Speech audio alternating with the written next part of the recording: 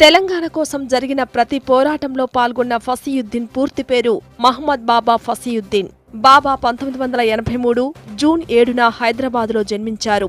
ఫసీయుద్దీన్ తల్లిదండ్రులు మహమ్మద్ బాబా షఫుద్దీన్, రజియా బేగం. ఫసీయుద్దీన్ భార్య పేరు హబీబా సుల్తానా. ఫసీయుద్దీన్ దంపతులకు ఒక కొడుకు, ఒక కూతురు ఉన్నారు. ఫసీయుద్దీన్ తండ్రి షఫుద్దీన్ రిటైర్డ్ ప్రభుత్వ ఉద్యోగి.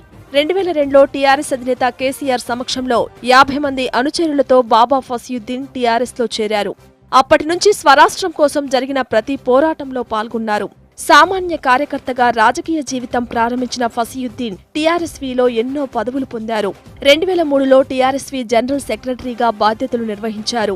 2005-7 మధ్యకాలంలో టీఆర్ఎస్వీ సిటీ కన్వీనర్గా ఎంపికయ్యారు.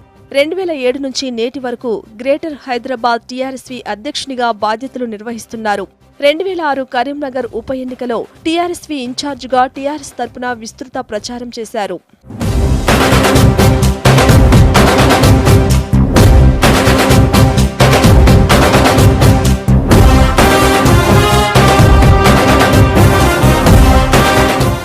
తెలంగాణ ఉద్యమంతో బాబా ఫసీయుద్దీన్ది విడదీయలేని అనుబంధం. 2002లో టీఆర్ఎస్లో చేరినప్పటి నుంచి స్వరాష్ట్రం కోసం జరిగిన ప్రతి పోరాటంలో ఫసీయుద్దీన్ ముందుండి పోరాడారు. రైల్ రోకో, రాస్తా రోకో లాంటి అన్ని ఉద్యమాల్లో పాల్గొన్నారు. హైదరాబాద్లో పుట్టిన బాబా ఫసీయుద్దీన్ నగరంలో తెలంగాణ ఉద్యమ వ్యాప్తి కోసం విశేష కృషి చేశారు. ఎన్నో కార్యక్రమాలు నిర్వహించి నగర ప్రజల్లో ఉద్యమ కాంక్షను రగిలించారు. హైదరాబాద్లో ఉద్యమ ప్రభావం లేదని, మైనార్టీలు ఉద్యమానికి దూరంగా ఉన్నారని విష ప్రచారం చేసిన వారికి ఫసీయుద్దీన్ మూతోడు జవాబిచ్చారు. తెలంగాణ ఉద్యమానికి వ్యతిరేకంగా టీవీ9, ఏబిఎన్, ఆంధ్రజ్యోతి లాంటి సీమాంధ్ర మీడియా చేస్తున్న దుష్ప్రచారాన్ని సమర్థవంతంగా తిప్పికొట్టారు. 2008 డిసెంబర్ 29న వేలాది మంది విద్యార్థులతో టీఆర్ఎస్వీ విద్యార్థి గర్జన సక్సెస్ఫుల్ గా నిర్వహించారు. ఫ్రీ జోన్ కు వ్యతిరేకంగా జరిగిన జైల్ భరో కార్యక్రమంలో ఫసీయుద్దీన్ ముందుండి పోరాడారు.